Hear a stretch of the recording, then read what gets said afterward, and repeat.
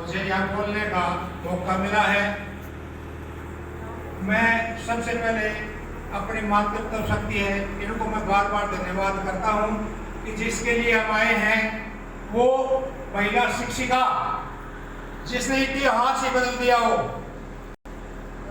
लेकिन उसके साथ कितना अत्याचार हुआ, क्योंकि वो एक सत्ता का परिवर्तन कर रही थी, रूढ़िवादी विचारधाराओं को बदल रही थी। इतना आसान नहीं है। जब 1931 की हम बात करते हैं, उसका जन्म हुआ था, उसका कार्य क्षेत्र जहां भी 1838 में 1831 में उसका जन्म हुआ। 1848 में जब उन्होंने पहला विद्यालय खोला था, उस समय भारत के अंदर सती विवाह, जाति प्रथा इतनी चरम सीमा पे थी जिनको तोड़ना इतना आसान नहीं था। और इसको तोड़ने के लिए सर्वप्रथम अगर उसका पति उसके साथ नहीं होता, ज्योतिबा फुले, बाबा साहब ने भी कहा है कि ज्योतिबा फुले ना होते तो मेरा कुछ भी नहीं, उन्होंने उसको गुरु माना है। लेकिन मैं इनके भी जब बातें करता हूँ माता सावित्रीबाई फुले की, सावित्रीबाई फुले जी प्रथम महिला शिक्षिका थी, प्रथम महिला शिक्षिका। अगर हम बात करें कि हमारी जो शिक्षा की देवी है सरस्वती नहीं है, अगर शिक्षा की देवी सरस्वती होती तो 1848 में पहला विद्यालय नहीं खुलता। 1848 में देश का लड़कियों के लिए पहला विद्यालय खुलना इस बात का संकेत है कि देश में जो शिक्षा के प्रति महिलाओं को जागृत करने का जो अधिकार है, जितनी भी पावरें दी हैं वो माता सावित्रीबाई की देन है। अगर हम कहें, क्योंकि अब भारत के अंदर जातिवाद इतनी चरम सीमा पे था कि हम उसकी कल्पना भी नहीं कर सकते।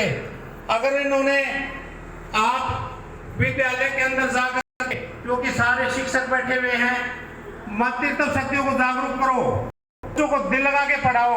हमारा तो यही है, जिस दिन अगर आपने कम से कम इस कगार में लड़कियों की संख्या, महिलाओं की संख्या ज्यादा होगी पुरुषों से, तो सावित्रीबाई फुले का जो जन्म है और जो उसके कर्म हैं वो बिल्कुल 100% सक्सेस हैं, नहीं तो कोई सक्सेस नहीं। अगर आज लड़कियों की संख्या और माताओं की संख्या कम है तो ये हमें भी कभी महसूस होती है कि कहीं ना कहीं हमारे कर्म में कोई कमी है। अगर इसको क्षेत्र को बढ़ाने के लिए जितने भी हम प्रयास करेंगे, अगर हम बात करें, मैं अपने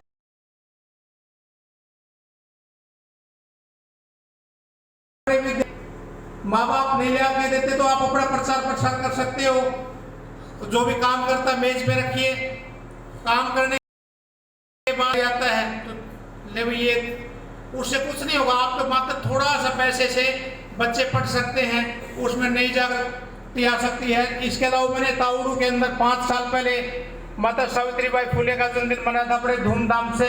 उसमें संख्या 500 थी, कम लगी क्योंकि बहुत बड़ा प्रोग्राम था। मैं तो पहली बार आया हूँ गुड़गांव के अंदर और मेरे को अच्छा लगा। मुकेश सहल जी जो प्रोफेसर साहब हैं उसकी विचारधारा से मैं प्रभावित हुआ और मुझे वहाँ नागपुर जाने का मौका भी मिला। इसके अलावा जो हमारी हजरत है उसके प्रचार प्रसार का भी अच्छा मौका मिला। और मैं साथ ही यही दुआ करूंगा आपसे, और जितने भी आप यहाँ सुन के मत जाना, कम से कम 5 ऐसे संख्या बढ़ेगी। वैसे तो हम जाते हैं मंदिरों में तो खूब जाते हैं, लेकिन यहाँ नहीं आते क्योंकि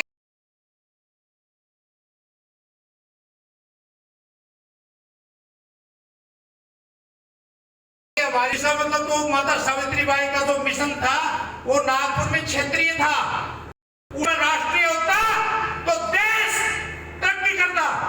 एक साथ में बोलेंगे जोर से।